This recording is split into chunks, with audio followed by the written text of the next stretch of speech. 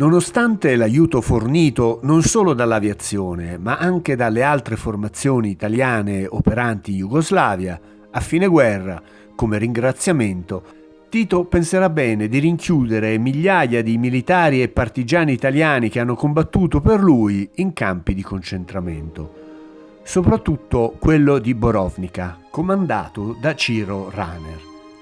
La maggioranza degli internati sarà torturata, uccisa o morirà di stenti. I cadaveri saranno poi occultati nelle foibe e fosse comuni. Diverse sono le tecniche di tortura applicate, inclusa la crocifissione, che consiste nel fissare le mani della vittima ad un palo che viene poi issato in alto e lasciato così per giorni interi. Gli elenchi delle vittime saranno poi distrutti da Lozna, la polizia segreta jugoslava, per ordine di Josip Broz Tito.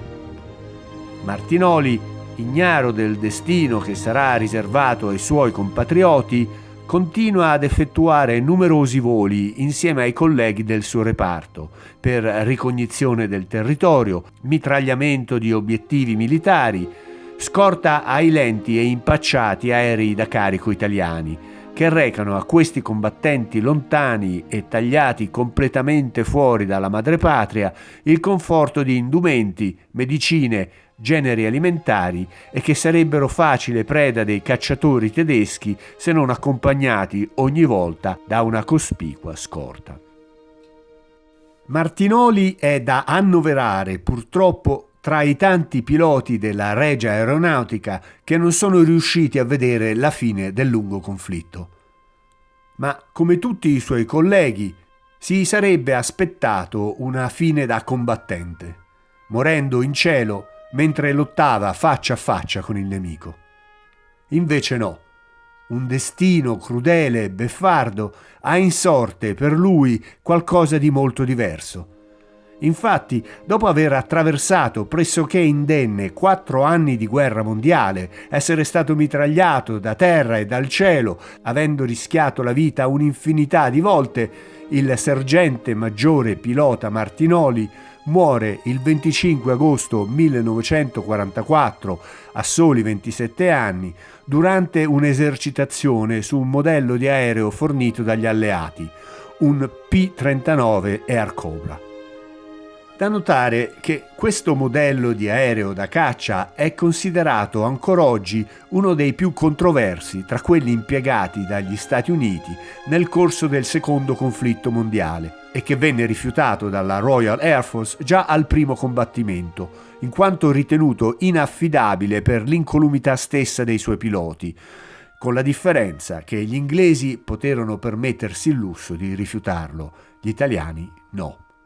Così uno storico americano, J.D. Current, commenta l'accaduto. Tra giugno e luglio 1944 i gruppi italiani 12, 9, 10 e 4 si trasferirono all'aeroporto di Campo Vesuvio per riequipaggiarsi con i P-39. Il sito non era adatto e in 3 mesi di addestramento si verificarono 11 incidenti, dovuti a guasti ai motori e alla scarsa manutenzione della base. 3 piloti morirono e 2 rimasero gravemente feriti. Una delle vittime, il 25 agosto 1944, fu l'asso degli assi, Teresio Martinoli.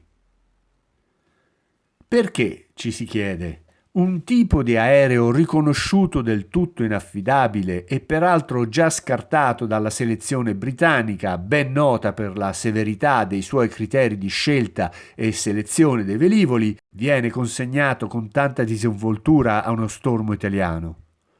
Una possibile chiave di lettura potrebbe essere rappresentata dal fatto che gli americani, non considerando i piloti italiani dei veri e propri alleati, ma come una sorta di intrusi capitati al loro fianco per una mano di carte maldestra giocata dalla sorte, sono quelli a cui si possono rifilare i prodotti di seconda scelta che escono dalle loro catene di montaggio.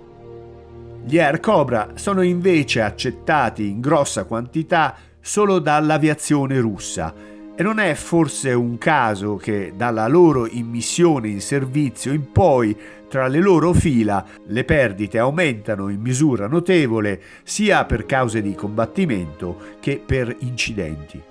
In ogni caso, anche se in forma diversa, nel 1944 anche quelle formazioni cui viene rifilata questa brutta sorpresa sono alleate, ma come ebbe occasione di commentare un collega di Martinoli, i parenti poveri eravamo noi e abbiamo dovuto ingoiare il rospo. Sulla sua tragica ed evitabile fine, così scrive Molteni.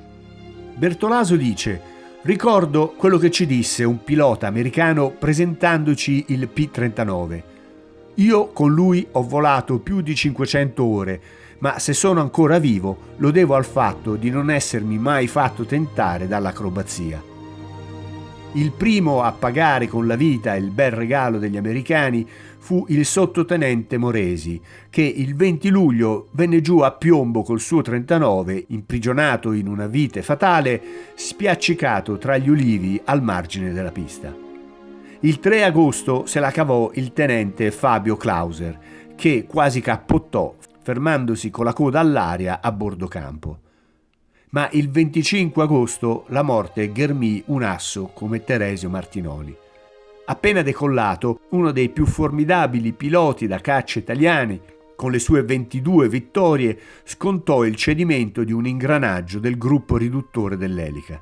Cessata di colpo la trasmissione di potenza del motore, l'Air Cobra andò in stallo proprio mentre era a bassissima quota. Impegnato nella cruciale arrampicata iniziale, si abbatté nella boscaglia dei paraggi, condannando Martinoli.